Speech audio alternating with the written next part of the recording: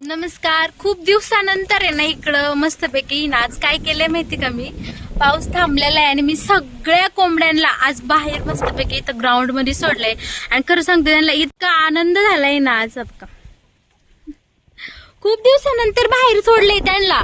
सारख्या इथं आतमध्ये शेड मध्येच होत्या, त्यामुळे त्यांना इतकं बोर झालं असं काय सांगू तुम्हाला मी. का छान निसर्गरम्य वातावरणात आहे ना मी आज त्यांना मोकळं केले. का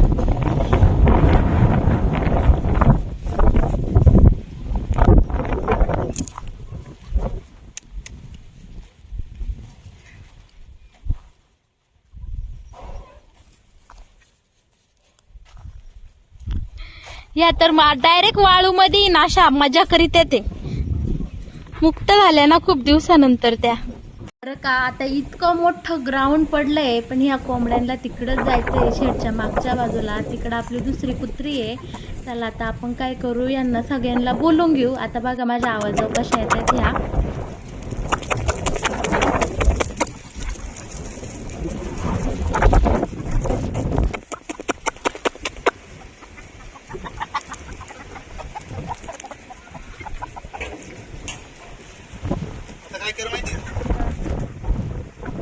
पाऊस पडताना हा वेल जेव्हा उगून आला तेव्हा मी तुम्हाला दाखवलं. आता कुणी कुणी तो व्हिडिओ पाहिलाय त्यांना लगेच कळेल. आणि बघा आता या वेलीवर इकडं छानपैकी छोटी छोटी करटुली धरली ते.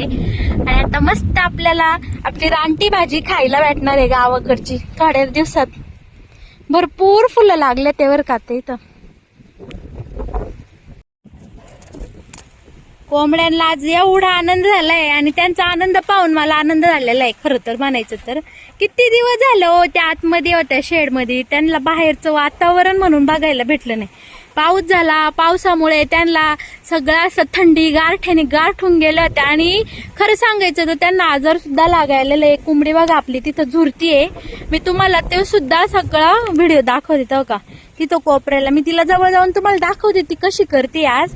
आणि बाकीच्या कोंबड्या इकडे छानपैकी ना आपल्या चारत्यात, काही माती उकरीत्यात, काही कशात बसल्यात. का आपली पाहुणी, आपली चंगू मंगू, ही दोन पाहुणे आल्यात आपल्याकडं. डोंगर पण भारी वाटतंय ना, हवा पण छान सुटली मस्त.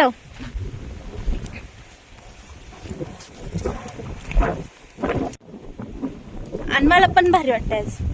बऱ्याच दिवसानंतर आपल्या इकडे शेडवर येऊ. आपली टिल्लू पिल्लू बघा कशी छान इकडे माझ्या माग माग करते ते. बरं का तायांनो, पाठीमाग आपल्या मावळ भागामध्ये जो काही पाऊस झाला ना, त्या पावसामध्ये आमचा बांध फुटला.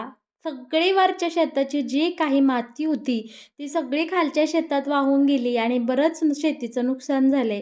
आता हा बांध तर आम्हाला भरावा लागणारच आहे, पण तो भरला आम्ही त्या दिवशी. त्याचं जास्त काही शूट घेतलं नाही. परत तिकडच्या शेतात जाणं झालं ना, मी तुम्हाला नक्की दाखवील. चालायचं. आपल्या शेतकऱ्याला अशा छोट्या मोठ्या संकटांना तोंड तर नेहमीच द्यावं लागतं. पण आपला कितीही संकटांमध्ये असला तरी आपला शेतकरी राज्यात सगळ्यात सुखी आहे, कारण त्याला अशा छान निसर्गाच्या सानिध्यात राहायला मिळतं. आता बघा सगळीकडे पाऊस भरून आलाय. मला असं वाटतंय थोड्याच वेळात इथं पाऊस पडणार आहे, कारण आभाळसुद्धा भरून आले. आणि मी पण आता सगळ्या आपल्या कोंबड्या शेडमध्ये घेतल्या, त्यांना पाणी ठेवलं आणि थोडं धान्य टाकलं, म्हणजे आपलं तांदूळ वगैरे टाकून दिलं. ज्यांना भूक लागन तेव्हा त्या खातील. आणि आता मी पण मस्तपैकी घरी निघून जाणार आहे. तर मग माझ्या लाडक्या ताईंनो, दादांनो आणि छोटे छोटे चिमुकल्यांनो, ज्यांनी कुणी हा व्हिडिओ पाहिला त्यांना आपला व्हिडिओ आवडला का?